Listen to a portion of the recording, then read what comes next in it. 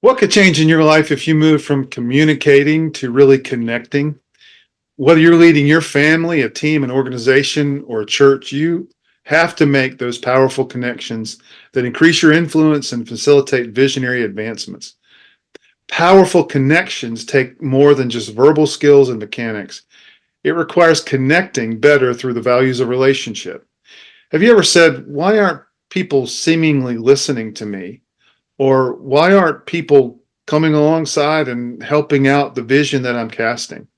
Why aren't people following me?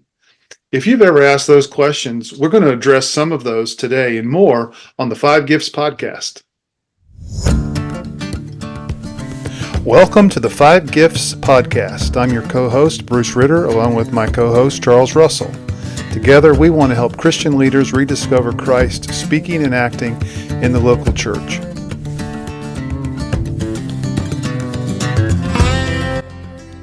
Well, hey, welcome to the Five Gifts podcast. Glad that you're joining us today. Welcome, Bruce. Good to see you. And it's Monday, and it's a new episode, a new day to talk about the five gifts and leadership and different areas. We're continuing our series, I guess, on communication, personal communication, and how that affects us. And so, before we get into the content, I guess, anything exciting happened this week for you, Bruce? Anything good go on? Yeah, a couple of things. We're looking at our Dominican Republic trip coming up in July. Starting to see that come together. Looks like we're going to be in about 3 different locations doing ministry, training pastors, church leaders. We got a team coming together, which I'm really excited about. And if you're interested in going on a powerful missions trip, especially in the country, the Dominican Republic, which I believe is on the verge of a genuine generational revival. You might want to think about going with us in July. Absolutely. Pack your bags. Come go with us. It's going to be a great trip. You and I have been twice and done 2 of these ministry trips together, and just amazing what God is doing through His body of believers in the Dominican Republic. Such passion and vibrant a vibrant faith being expressed. It's just incredible. I can remember the first pastors conference that you and I did there. We started. It was like 8 or 9 that morning. Went all day long till about 5 o'clock that afternoon. Just packed in the auditorium. No air conditioning. We were tired, sweat through our clothes, wringing wet. And we walked out of the building, and I just remember saying, "Man, Bruce, I'm ready to go again. Let's do this again." It was exciting. Just the energy and the passion Yeah, and that absolutely. Christian leaders and pastors had in those moments. So we invite you to come go with us. If you want to be transformed, this is a great opportunity to do that. Plus, I mean, the food is there anything like Dominican Republic food? Rice and beans, the con. I know I pronounce that wrong every time, but man, I love it. So well, you have like a North Carolina pronunciation of it. if Gomer Pyle went to the Dominican Republic, it'd sound like me. So yeah. Well, that's exciting. I'm looking forward to it in July, and it's going to be a great time. Well, we're talking about communication, and Bruce, you opened us up with some really good thought provoking questions about why aren't people following me? Why aren't people helping me? Why aren't people connecting to my leadership? Those kind of questions, that kind of thinking. And maybe those are probably natural and typical questions. I know I've found myself asking those kind of questions. As I've reflected over my life, going through different leadership situations, just wondering, why won't anybody come alongside me? But I had to begin to say, well, maybe I have the wrong perspective of, well, Charles, maybe you've got to begin to quit asking everybody to help you, help me, help me, help me, and begin to turn that outward to serve others. And so it creates this tension in my life that I had to work through, and I think that most leaders have to work through, of getting through selfishness or being self-centered. Oftentimes, a self-centered teacher or a leader or a speaker, seems to be a lot of the context that we're working through. We miss incredible opportunities in life by failing to connect. And here's this is kind of the way that looks. Good teachers, good leaders, good speakers. We should see ourselves as guides and focus on helping others to learn. So as we're leading, as we're teaching, as we're speaking, as we're influencing others, um, I think a great principle to kind of pattern ourselves after, and certainly probably the premise and the thought of this podcast episode is that we're not there to recruit an army to help us. We're doing these things to serve others, to be a guide, to help people focus on their learning, on their advancement, and man, I'm telling you that's not. I don't think that's natural. I think that has to be learned and that has to be developed within our lives. And so we're going to try to spend a good portion of this episode just talking about this, balancing and managing this tension, because I don't think you solve it. I don't think it ever goes away. But in our leadership, in leading and influencing others, balancing and managing this tension. Am I simply investing in them or pursuing them for my gain and benefit, or am I trying to serve them and help them to help them advance, to help them grow? So maybe we'll keep those kind of thoughts and ideas and questions at the forefront of our mind and our discussion today. And so Bruce, with that in mind, we'll throw you the first question of the day. When did you experience a light bulb moment that shifted you from a communicator into being a connector? Well, for me, that was a mental shift that came about 7 years into pastoral ministry.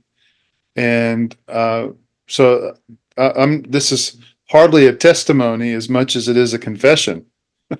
The 7 years into pastoral ministry is a lot of time that I thought there were wasted opportunities because I was lacking understanding. And so again, about 7 years into lead pastoring, where I am now, I got into coaching, and so that was one of the catalysts that helped bring me into a better understanding of what was going on.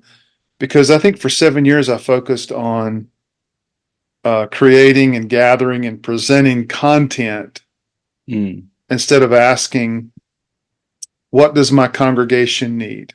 What does my staff need? What do they value? What are their dreams?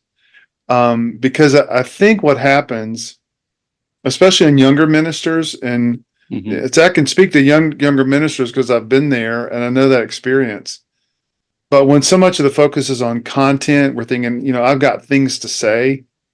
If you don't consider the other dimensions of communication, then you're flattening out your influence. You're kind of living in a one-dimensional approach to ministry where you're always seeing things from the content you have to present, the ideas, and let's be honest. I mean, since I opened up the well of confession this morning, when I began to see that my content wasn't moving people, you know what I did? I began to look at what other people were presenting in their content. Yeah. And, the answer is not always in coming up with a better idea, a better hook, a Hmm. better selling point. You have to turn your attention on to people. And there's a couple of principles that I think about, and we'll get into them more. But one thing John Maxwell says is you have to leave your place and visit their place. You have to Yeah. you have to begin to look at life from their perspective and what they value, what they're looking for. And for example, you're going to have people in your church, and there's something that got them in the door.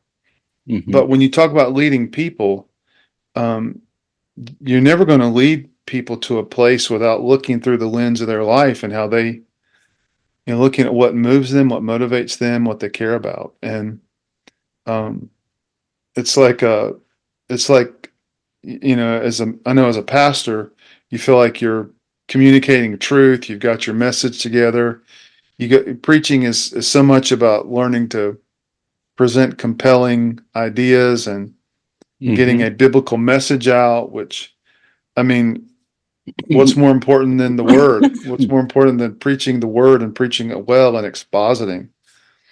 But when communication only only goes through uh, that direction, and it doesn't Hmm. consider how people are receiving it and how and what they care about, and what they value as their, it's hard to really move people. It's hard to move people on to a vision that is compelling Hmm. if you're not getting into their world and helping communicate it in a way that they begin to see the value of it through their lens and into their life.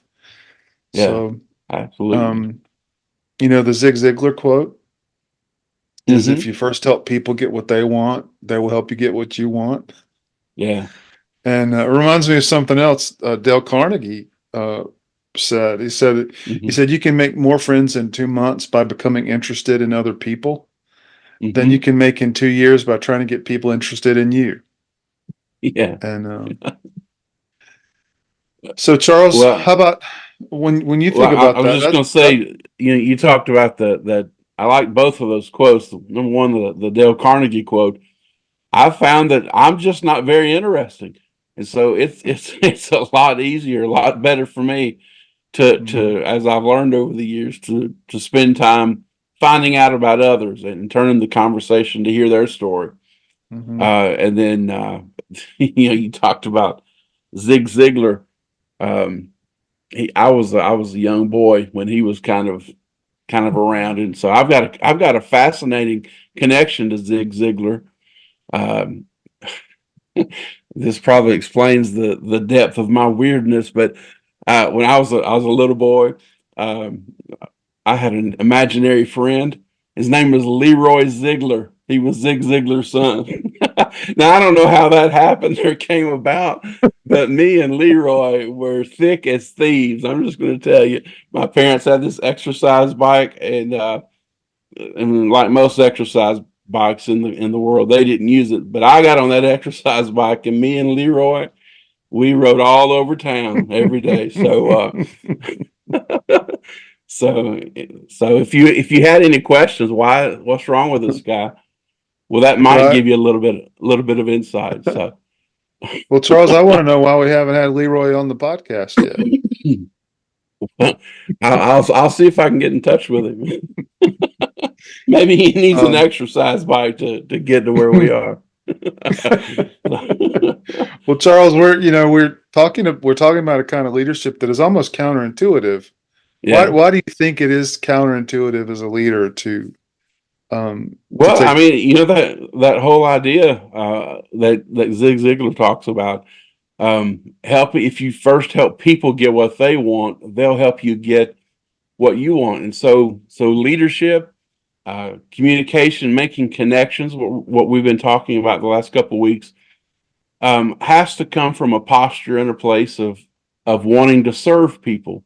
I want to serve you. I see the dreams and the desires in your heart. I see the talents and gifts God's given you, and So I want to inspire you. I want to motivate you. I want to help you focus on your learning, on your advancement. I want to help you get to those places that God's put in your heart. To me, that's a mark of exemplary leadership.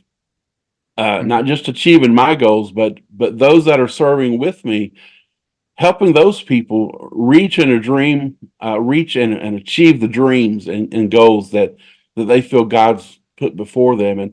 And what I've discovered is as a leader, is if I will do that, then it's just amazing how people will then turn around and serve and work alongside me and with me to and I'm talking in a church context here, as you know, people will work with you and serve with you to achieve those God vision, dreams and goals that he set for his local body. So you know, an example of that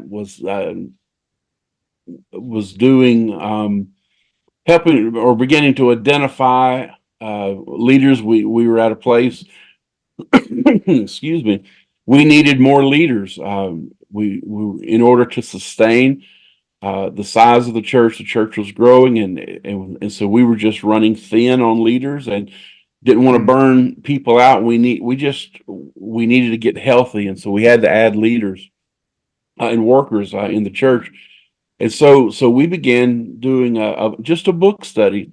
It was a book written years ago called The Dream Giver by Bruce Wilkinson, and just a great book. And so it impacted mine and Juliana, my wife. It impacted our lives, and so we thought this will be a great book to lead people through. We added in some spiritual gifts assessments and a couple other kinds of assessments just to give a snapshot of the work and activity of Christ in our life at the present moment.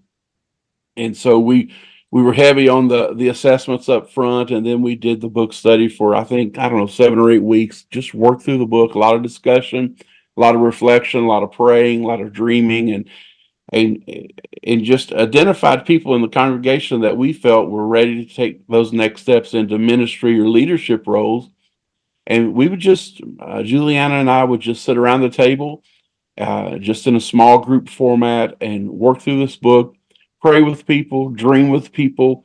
And it was amazing over this, including the assessments and then the book study, about an 8 or 9 week process, just spending time with people. Their dreams began to surface. Their what they perceived to be God's vision for their life began to bubble up to the top, and those were some light bulb moments or some aha moments for people that were extremely transformational. And so by the end of our study and our time together, they had a really good sense and grasp of what they felt God was leading them into, as kind of a life mission, to be pursued and expressed through their lives. And so we would wrap up our time. Juliana and I would just sit and have a kind of a one-on-one or a private interview with each of our small group members, and just talk about and celebrate with them this vision that they felt like, this dream that they felt like God had surfaced for them during this discovery process. And then as pastor, I know the comprehensive plan of the ministry and the working of the church. And I know, you know, we're going to always be strategic. And so we don't want all of our leaders and workers in the same area of the church. There's a comprehensive working of the church. And so I would listen to their dreams and I had their assessments, and I could see where the Lord was working in their life, hear these dreams and visions that God was surfacing for them. And they were ready to serve. They were ready to work, ready to lead, because God had done this supernatural work in them. And so now it was an easy, it was an easy transition, not to manipulate them, by any means, because they had discovered what they felt God wanted for them, and so now it was easy to say, well, here's how you can express this now in the confines and Mhm. the workings of this local church that you're a part of. Yeah. And you hear the stories of people talk about, well, I've been stuck in the nursery for 12 years, or I've been stuck in this ministry for 12, and just they're miserable, and there's no joy, there's no excitement Mhm. about where they're serving. Um, we found that to just be a very helpful and a very inspiring means by which we identified, trained, placed leaders, and it wasn't based on, well, hey, here's what I need, you come help me. It was all centered on the idea of, wow, this is what God's doing in your life, and this is where you're sensing the Lord wants to lead you and take you. And so we want, as your pastors and as your friends, as your brothers and sisters in Christ, we want to come along beside you. We want to help you get to those places. We want to help you express the ministry and the work of Christ through your life. And so here's some ways in this local church you can do that. And people were thrilled to take this new expression and begin to give it hands and feet in the life of the local church where that they were part of. Mm. And so that was something that we kind of stumbled into, but has served us well in our ministry in pastoring different churches in different contexts. That same principle of, if you'll serve others and help them get what they want, that's where you make the connection, and through that connection, it's returned. They'll be inclined to want to come and serve along with you as well. Charles, you bring up a powerful image, I think, in uh, that whole experience was you brought people to a table. Hmm. You brought people to sit down. Um, I'm assuming it was a round table. It was something where people were, table, the image is people are focused inward, talking to one another, rather than, someone at the head of the table addressing everybody. Yeah. I just think that's such a powerful image. And I know, um, there's something of value when you bring people to that kind of environment, Hmm. especially when the purpose is share with me, tell me your story, tell me your dream, tell me your, Yeah. tell me the things that you really value in life.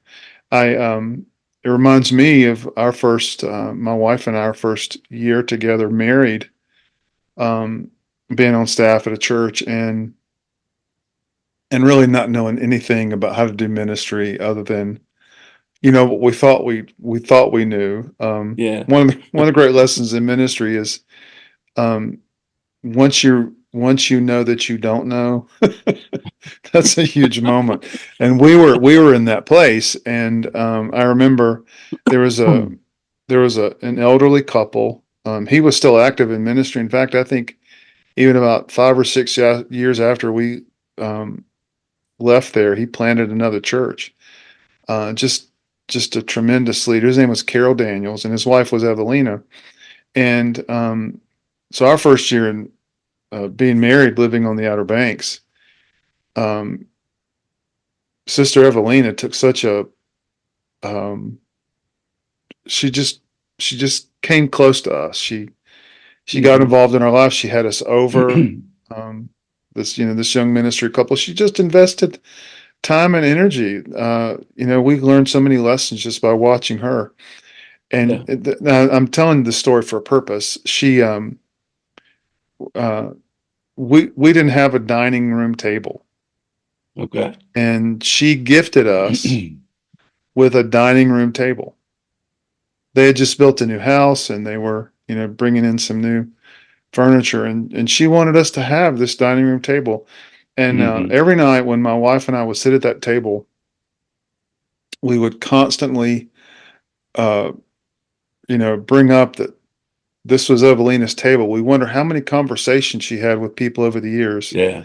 Yeah. at that table. And we'd gotten to know her kindness and her hospitality, and so it was such an honor to have that piece of Hmm. furniture in our house because it just represented so many stories and so it began to help us to see that ministry was about relationships. It was about Yeah. bringing people into your life and talking with them and conversing with them.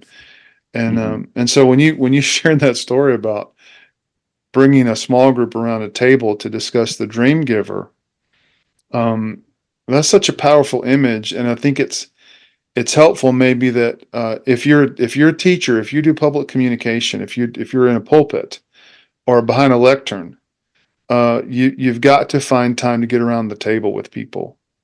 Absolutely. Maybe not literally, but you've got to have that kind of relationship with people Hmm. on some level. It improves your ability to connect, and again, connection is what improves communication with people. Yeah. Yeah. Yeah. If there's no connection there, it's very difficult to lead and influence people to a place where they're going to grow and to a place that's going to help continue to advance and further the family, the team, the organization, the church, whatever it is that you're tasked with leading and influencing. It's critical to have those powerful connections in place. Yeah. Well, that leads us to maybe another area of connecting to remember as a leader, is that connecting really isn't about me. Mm. Um, I've often thought that when it comes to leadership, you have to have a strong presence. But that's not simply being the person at the top that's telling everyone what to do. Um, it is about making connections with people, and even in doing that, the connecting is really not about you. It's about them. It's about the person that I'm trying to convey a message to. I'm trying to interact with them and lead them. And so, if you want to connect with people, um, you've got to get over you. And if if anyone listening to this podcast knows what it's like to feel uh, insufficient, ill-equipped, Hmm. um, well, I think one of the most helpful things you can do is remember that when you're communicating, it's not about any of that. Yeah. Um, it's a burden you can happily unload when you realize that communication is not about you being the focus. It's about putting other people as the focus. Absolutely. And I think about some of the reasons that we don't do that. Kind of in this, Hmm. why is this so counterintuitive? What's because so a lot of times the problem is with us. Some of the reasons we don't connect well with people is, and I'll be honest, I think this is something that most young ministers can age out of. Hmm. As you get older, these lessons become, I think, hopefully they're a natural course of life for people in ministry. But one of the reasons that people don't connect is immaturity, um, and immaturity is that I'm the leader, I'm driving this organization, and it's all on me. And the truth is, it's not. You have got Hmm. to get people working with you. You've got to connect them to vision, and you've got to help them to see the value of being a part of this agenda or this vision or uh, this way of doing church. And so getting past your immaturity is really key. And so, what is maturity? Well, maturity is the ability to see and act on behalf of others. Hmm. Um, that's why I've always heard that the most secure person in the room is the servant, Hmm. because they're concerned with the needs of other people. They know that their role in any room is to help improve, to help to help elevate, to Hmm. add value to people, and so immaturity is where the focus is all on me. Yeah. It's hard for an immature person to see life from someone else's point of view. Um, you think of a young child where, um, if they're in a car ride and they're hungry or they've spilled their food on themselves, the world stops. Hmm. Everything is revolving around them, and um, so a mature person is able to recognize that we're not the center of the universe. That we have to work through other people's experiences, and um, so Charles, how is this perspective difficult in today's world? I think that's an important question to ask because so Yeah. much of so much of the culture is the focus is on what do you need and what do you want, but as a leader you've got to be able to turn that around, um, and get past yourself, for other people. So Yeah. immaturity is one reason. What were you going to add?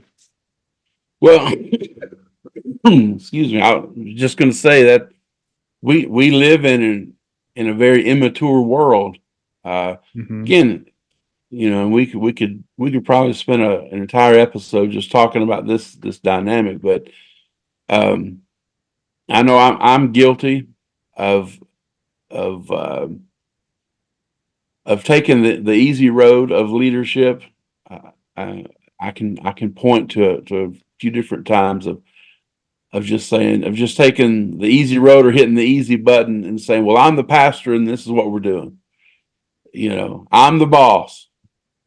Um, and I recognize there there there are occasions and there are times that those kind of things, those kind of decisions or statements may be warranted, but that can't be your leadership style.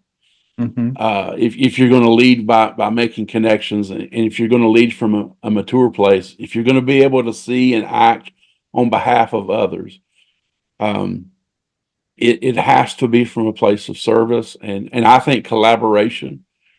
And so whereas as the leader is not, the leader is taking all the input and all of the voices, excuse me, it's taking all the voices and kind of orchestrating or composing now with the multiple voices composing harmonies that are pleasing and that are that are attractive.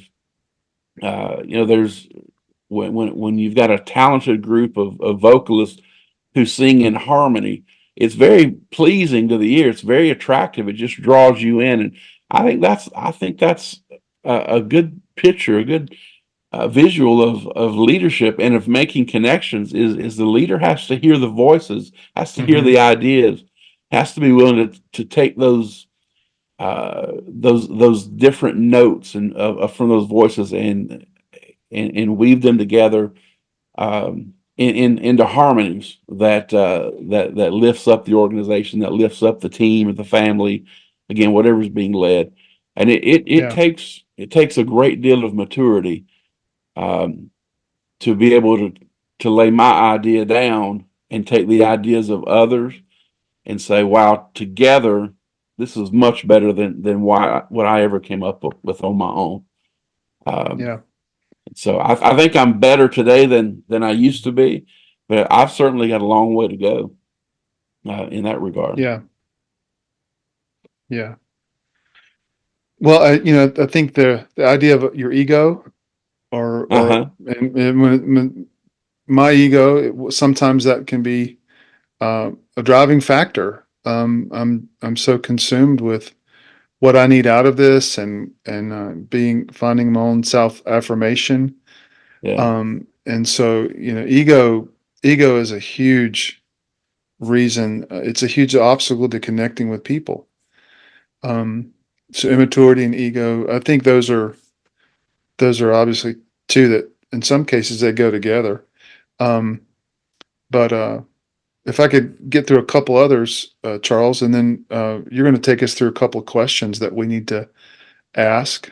Um, but I think another reason people don't connect is the failure to value other people in the Mm. organization. Um, And if you listen to a leader's stories, if their stories are always about them and their successes, then I think sometimes that can be an indicator that that who they see as the key to this operation. And then I think so that failure to value everyone. Something I think we need to ask from time to time is, who in my life or on my team do I have a challenge seeing the value in? And I think it's important. And instead of doing a self inventory, take an inventory of your staff, take an inventory of key leaders, and begin to look at the genuine gifts of God in their life and how they could prove valuable to where you see the activity of God in your church, and because then you begin to connect those opportunities and the potential that they have and what you're trying to accomplish. So, and maybe a last reason is insecurity, and I think an insecure leader needs to they need to do a lot of time before the Lord, because anytime you're insecure, I think sometimes the tendency is overcompensate, Mm-hmm. and then another tendency is to almost check out, and it puts us into situations where uh, we're not leading from a pure sense of our own abilities, and sometimes it comes off fake. Um, so if you think about your insecurities, you might want to think, what are what are those things that are hindering me from in my own insecurities from connecting with people, and what do I have to overcome? Yeah, man, those are some powerful questions to reflect on. Again, as we're talking about connecting, all of our communication, we want to be focused on connecting with others. And so, how can we improve in these Yeah. areas? Well, we've talked a lot about focusing on ourselves and what are some things that we need to change, or what are we thinking. Um, but there's three questions that I think people are asking about us as we're interacting and communicating with them. These are some questions that might be rolling through their minds as we're talking. First one would simply be, do you care for me? If we're going to make a connection with people in our communication, there has to be a sense and an understanding that yes, I care for you. This is a question that people are asking. So we just got to be aware of that as we're speaking, as we're talking, again, from a platform, from behind a pulpit with a microphone, or in a small group or one on one. This is a question that's being asked in people's minds about us, about the communicator. Does this person care for me? Um, so there needs to be this sense of mutual concern, because that's what creates connection between people, is when people know that they are being cared for, or that they are cared for by the communicator. Um, whenever whenever we can help people understand that we genuinely care about them, what happens is we open the door to connection, communication, and interaction. When people feel cared for, um, they can trust us, and there's an opportunity then to make connection. Second question would be this: can you help me? I think people are asking this question about the communicator as well. Can you help me? And so, what, as the communicator, we have to be, if we're going to make connection, and again, that's the goal. If we're going to do that, we've got to be aware of this. Am I selling when I'm communicating, or am I helping? Am I trying to sell something to them, or am I trying to help them? Am I selling myself, or am I helping them? Um, that's a critical distinction. I think we talked about some of that last week, about moving away from trying to sell ourselves and moving into a new understanding, a new posture of communication whereby we can make connection by serving, by helping people. We want to be helpers. We want our communication to help others. And so when we're helping, it lends to us making connection. The third question would be this: can I trust you? Again, when we're communicating in these different environments, I believe people are asking the question, can I trust him? Can I trust her? And so as we communicate, we can keep those things in mind. I think it increases, it helps our communication, but certainly it increases the likelihood of making a connection with, again, if it's one-on-one, a small group, or in a larger group context. Yeah. Charles, those are all great things to be mindful of when you're in the mode of communication, because it goes to the connection first. And I think you're giving us some insight into a way to be mindful of how people are viewing you, and what are they asking of you as a leader? What are they thinking about you as a leader when it comes to that place of connection with them? And I can think of 3 questions that we need to ask ourselves too. Yeah. If you'll think through these, I think they're helpful in kind of honing in on a better way of connecting with people. The first one, am I focused on connecting with others? If I was to turn that into an open-ended question, I would say, how do you stay focused on connecting with others? What are the indicators that in your life that you can say, I am connecting with people. I am making it about them and not about me. I'm focused on serving them and empowering them. And so I think that's an important question. Another one is, it's a question of my attitude. Do I have the right attitude? And what does the right attitude look like when it comes to connecting with people? And I think it's that way of getting out of your own ego, getting out of your own sense of whether it be your own pride, your own your own focus on yourself. It's taking the attitude of a servant leader rather than just the simple leader that needs people to do something. Yeah. So in having the right attitude, and then finally another point, and these, I think, asking these kind of questions, they help us check ourselves. And so, am I communicating the attitude of selflessness? Am I embodying that? Am I allowing people to see that in me, rather than like you mentioned earlier, Charles? Are people, do they know that I'm wanting to help them, or am I wanting something from them? Can they trust me, or am I giving off the vibe that I've got some kind of angle here? So, that attitude of selflessness, it's really important that people not only see that, but we have to ask that of ourselves. Am I communicating that attitude of selflessness? And so those are good personal checkpoints. Yeah, absolutely. Those keep us on track and moving in the right direction. So just some a practical suggestion would be simply this: spend our time trying to think from others' perspectives and explore what would be important to them.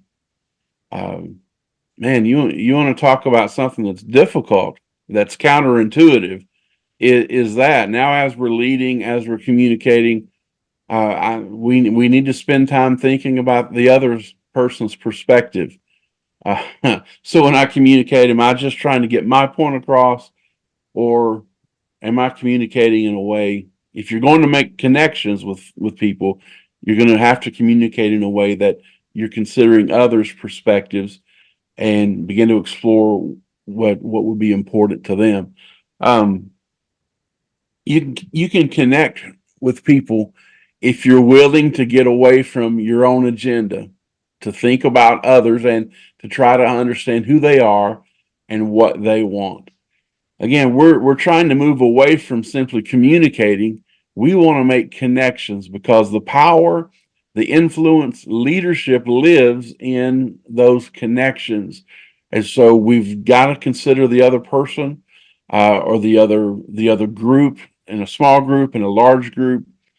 It's not enough. It's not enough to communicate. We have to be willing. We have to want to connect with those audiences. Again, if it's a one-on-one, a small group, or a large group, we have to have that desire, to want to connect with them. Because again, we're not communicating just to get information out. You talked about creating content earlier, Bruce. Man, though, I don't think the world needs more content. If I think there's enough content out right now that we've got plenty of content. We Mm. need people that want to make connections, that that want to live in that intersection of life and of leadership. And that's what happens when you make connections with people in our communication. Mm. Um, so think about the other person's perspective. So that leads us to some application, and again, just maybe kind of a recap of what we've done so far.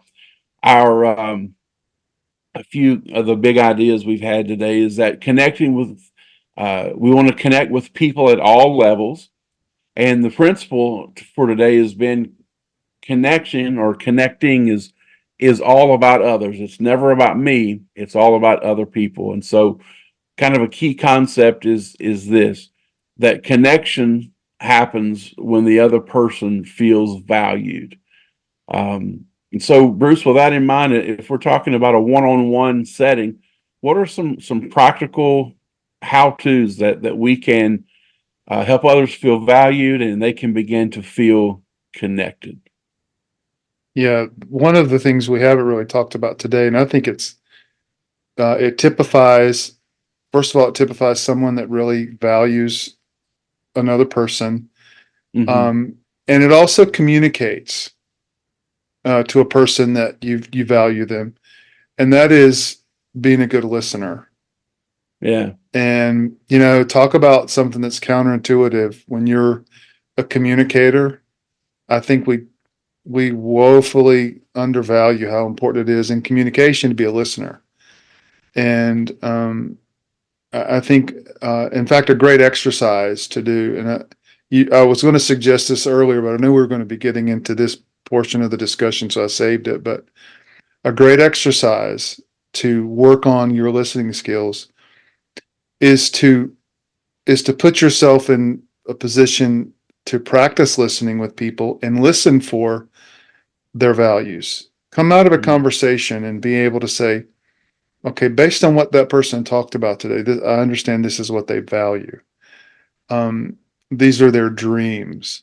These are some things that I see in them that I actually value as well. So getting into those shared experiences, those shared values. When you talk about values of your own life and other people have those same values, then that is a deep connection sometimes that just goes beyond anything in terms of people skills. That's like that shared experience. And when you're awakened to those values in other people, then it's really important to understand those, and because you can build your relationship on those kinds of things. That's a lot more there's a lot more depth there when you Hmm. begin to identify a person's values and compare them with your own. That when you make those connections, that's a lot deeper than um, liking the same restaurant or liking the same NBA team. It's Hmm. about sharing deeper issues of life. And so when you think about connecting one-on-one, you always have to say, what am I going to do to increase my ability to connect one-on-one? And listening has got to be up there, becoming Yeah. a better listener. Charles, what about the group? How do we connect with the group? Well, when we're in a small group setting, we want to begin to discover and identify the strengths of each person within the group. That is it's a phenomenal way to make connections and to connect. And um, we've talked about some of the services, I guess you will, that we offer. Individually that people can take advantage of. And one of those things that I'm thrilled to offer is the DISC assessment. It's the John Maxwell method of DISC, personality assessment and behaviors. And in that, when you take that assessment, you'll get about a 30-page report. And within that report is certainly the whole report is just top quality. But there's one page in that report that is just absolute gold. And it's an overview of the different types of personalities, the D, the I, the S, and the C.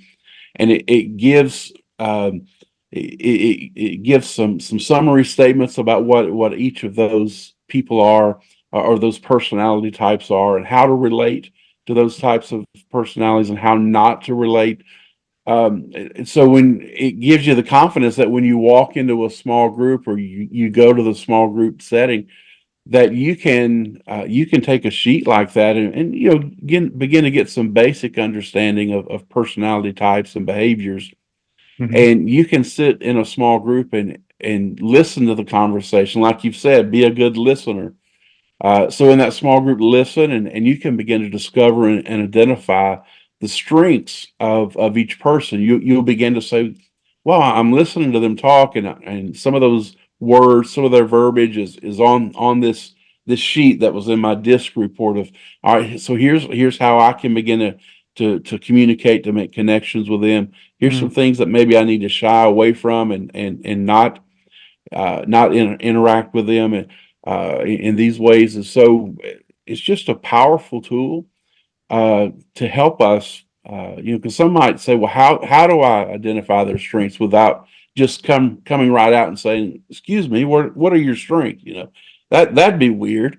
But when you have some new knowledge and some new experience there, you can take things like a DISC and have some basic understanding of that. And I know there are many other personality kind of assessments and models. Mhm. Use those as well, but gain some understanding there so that when you're in a small group, just in conversation, you can say, "All right, they're leaning toward being a C or an S, and Mhm. so here's how I can connect with them." Secondly, would be in a small group setting, acknowledge the value that each person's strengths and potential and their potential contributions. So again, we talked about valuing the other person. Do that in a small group. People want to be valued. Um, I, Listen, I know what it's like. I've experienced what it's like to be in a small group setting and to be valued. And on the other hand, I know what it's like, and I've experienced what it's like to not be valued. I'll Mhm. take value, please. Uh, Yeah. People want to be valued. So do unto others as you would want that to be done unto you. I've read that somewhere before. Um, so we acknowledge their value and their strengths and their potential contributions. Every person has something to contribute in a group, and if we can be the person who helps draw that out of people, um, then there's potential for great connection there. Um, Third would be invite input and allow people to lead in their area of strength. And then here's the reflection question: what are you going to do to increase your ability to connect in a group? We talked about a few different ways. So of those three, or you may have another thought that's been generated through this discussion. But what are you going to do to increase your ability to connect in a group? So Bruce, that takes us from small groups. So now let's talk about the large group. When you're on the platform, and you're speaking to the congregation, or you're speaking to the class, or how do we connect with an audience? Yeah, it's some of those same principles are still at play. Anything you can do with an individual or group, they can translate Hmm. to an audience. Now, um, I think it was Harry Truman, President Truman. Um, I remember reading a story about when he came into the office. Of course, he succeeded Roosevelt after Roosevelt passed, and but I think it was a story after one of his first state dinners. One thing he did is he went he excused himself from the table with these different heads of state and diplomats, and he went into the kitchen and he spoke directly to the chefs and the assistants, and he just let them know how this dinner couldn't have been done without their Hmm. service and their help, and that made such an impression on the staff because no one in the kitchen could ever remember a president actually doing that Yeah. from a state dinner or any other kind of dinner to actually take time out of that. um, and so there was that sense of it stood out. It raised his visibility to Hmm. them. And I want us to just say, and we haven't said this yet, but we're not endorsing anything being manipulative. We're talking about authentic connections with people. If you Absolutely. just want to if you just want to do these because you're wanting to get something out of a person, Yeah. you're missing the point. You're missing the point of what it means to make meaningful connections.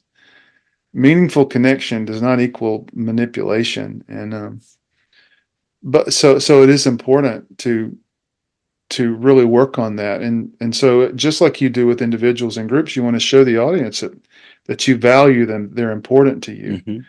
And Yeah. so I think let me start with the end.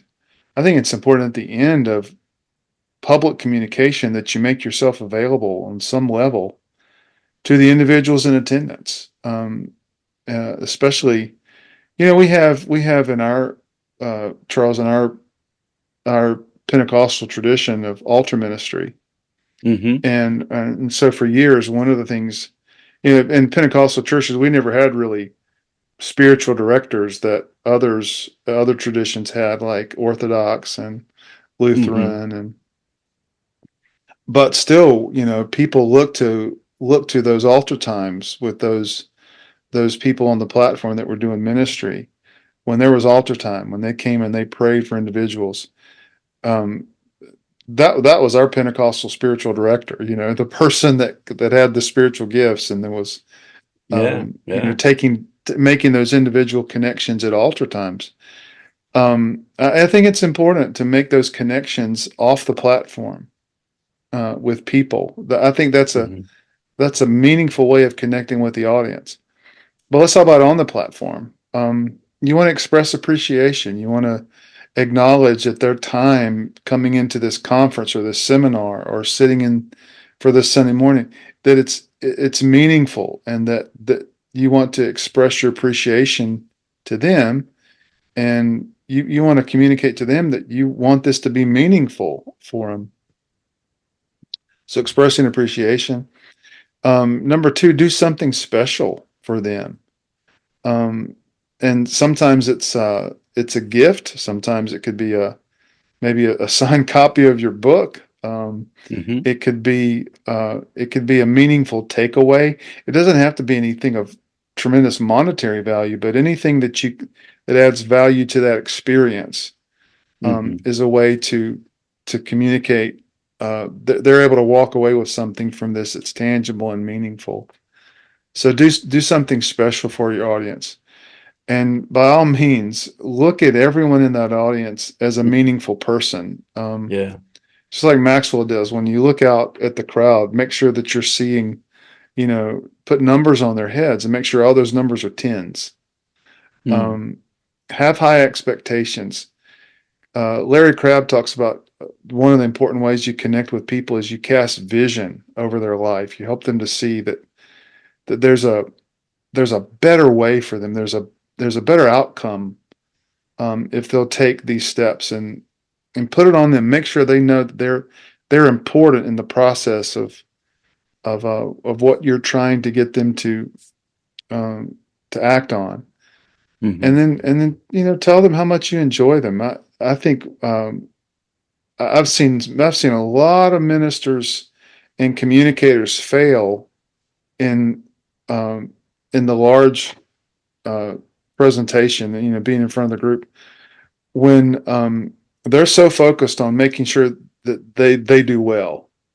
Yeah. And honestly, if I have a friend, he's a prison chaplain, and he's been a mentor for me through the years, and he tells a story of I think it was Spurgeon who had this young minister come up and preach for the first time, and the minister was very nervous, wanted to do a good job, wanted to come off impressive, Hmm. and he kind of strode into the pulpit real pompous, and he's wearing the big robe and just strode in, and um, Spurgeon said he's just the epitome of pride. And he just failed miserably in this message, just stumbled over words, misquoted scripture, walked Hmm. down from the platform humiliated. And Spurgeon said, if he had come up like he went down, Mm. he could have went down like he came up. Wow. Um, Yeah. and so, we need to make sure that the audience knows that we enjoy being here for them. Yeah. That's We're right. not on the platform for the spotlight. We're on the platform to make an investment in their life. Yeah. Absolutely. And so that's our story. We're gonna stick to that. We want to serve people, Yeah. and we do that by making connections. We want to add value to their life, and so we want to help people get to the places uh, that God has put in their hearts, and we can do that by making connections and serving them. Well, I think we've had a great episode, Bruce. Uh, so we've come to the end, and one takeaway that I've got from today is that Bruce tells stories about Harry Truman, and I tell stories about imaginary friends. So choose wisely who you listen to. But nevertheless, it's always great to have a Five Gifts podcast and be a part of that. Um, Thank you for tuning in with us today. Yeah. Well, Charles, I just want to say that in your presentation today, I felt highly valued. That your time with us today has just lifted me and elevated me. And that is one of the marks of someone that is connecting well in their communication. Well, well, thank you, Bruce. I appreciate it, man. Yeah. The other takeaway is I've got my Sharpie. I'm just going to draw a 10 on my forehead and walk around and let everybody know, whether you think it or not, I'm a 10. So, We have a lot of real estate up here to do those kinds of hey, things. I can put a big 10 on my head. So, yeah. Oh, man. Well, Charles, next week we're going to be talking about prophetic leadership. And Okay. so we want all of our listeners to tune in for that. And in fact, please share our podcast with others. We're growing. We're starting to see some real surges on our Facebook page and our YouTube channel, as well as the different podcast outlets. So, encourage your friends to listen. If you think this has been valuable for you, to share it with them, let them know about it. And as always, you can like and leave comments below. And we're so grateful that you've shown up here. And we really do want this to be a good experience for our listeners, and we want it to be practical, but also elevating to their life and their calling in ministry. Yeah. But we'll see you next week on the Five Gifts podcast. God bless. And hey, Leroy Ziegler, if you're out there, smash that like button. Hit me up. It's been a while. God bless.